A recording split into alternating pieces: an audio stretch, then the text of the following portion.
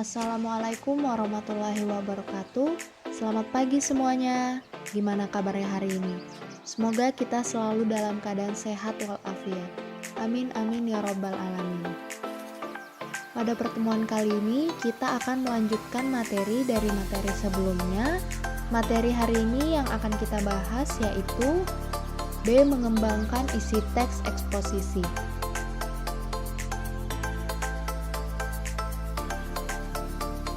Sebelum memulai pembelajaran hari ini, alangkah baiknya kita membaca doa terlebih dahulu menurut agama dan kepercayaan masing-masing. Berdoa dimulai. Berdoa selesai. Dalam materi mengembangkan isi teks eksposisi, di sini ada dua pembahasan. Pembahasan pertama ada melengkapi tesis dengan argumen yang mendukung, dan pembahasan yang kedua ada menyampaikan kembali gagasan dalam teks eksposisi dengan bahasa yang berbeda. Kita ke pembahasan pertama dulu, yaitu melengkapi tesis dengan argumen yang mendukung. Eksposisi dikembangkan berdasarkan gagasan-gagasan pokok yang dinyatakan dalam tesis atau pernyataan pendapat. Untuk menguatkan pendapat tersebut, digunakanlah argumen-argumen. Tesis yang disampaikan merupakan gagasan pokok yang dikembangkan menjadi sebuah paragraf utuh dengan menambahkan gagasan-gagasan penjelas berupa argumen. Di sini ada pengertiannya dari gagasan pokok dan gagasan penjelas. Gagasan pokok merupakan ide dasar atau sebuah inti pembahasan yang tertulis di dalam paragraf. Biasanya gagasan pokok ini terletak pada awal kalimat yang disebut paragraf deduktif atau di akhir kalimat yang disebut paragraf induktif. Sedangkan gagasan penjelas adalah kalimat yang dikembangkan untuk menjelaskan gagasan utama. Perhatikan contoh gagasan pokok dan gagasan penjelas pada teks eksposisi yang berjudul Pembangunan dan Kerusakan Lingkungan. Di sini sudah ada contohnya. Gagasan pokoknya di sini tertulis, bumi saat ini sedang menghadapi berbagai masalah lingkungan yang serius.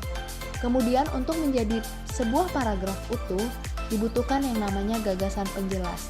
Gagasan penjelas yang berisi kalimat-kalimat untuk menjelaskan dari gagasan pokok ini. Bisa dilihat sendiri contohnya. Selanjutnya kita masuk ke pembahasan kedua, yaitu menyampaikan kembali gagasan dalam teks eksposisi dengan bahasa yang berbeda.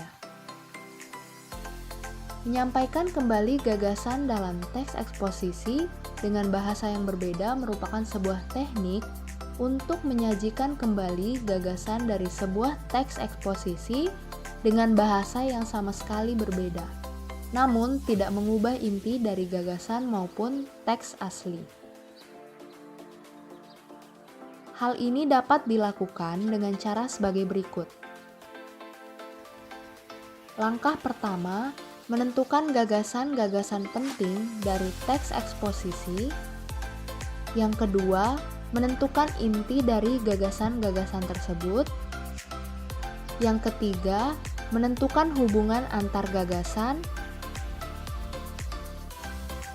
Dan yang terakhir adalah menyajikan kembali gagasan-gagasan tersebut dalam bentuk dan bahasa yang baru tanpa merubah sedikit pun inti dari gagasan tersebut. Selanjutnya di sini ada contoh menyampaikan kembali gagasan pokok yang terdapat dalam teks eksposisi berjudul Pembangunan dan Kerusakan Lingkungan. Di sini bisa dilihat sendiri. Di sebelah kiri ini adalah penyampaian dalam bentuk teks eksposisinya. Tulisannya masih seperti semula.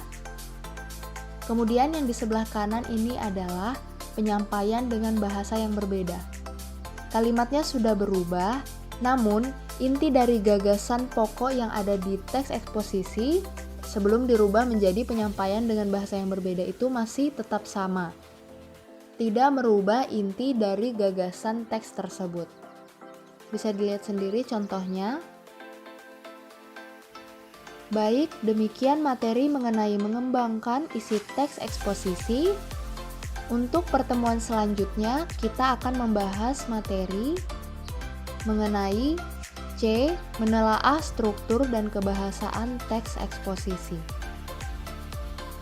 Sekian dan terima kasih. Tetap semangat dan selalu jaga kesehatan. Saya akhiri pembelajaran hari ini. Sampai jumpa di pertemuan minggu depan. Wassalamualaikum warahmatullahi wabarakatuh.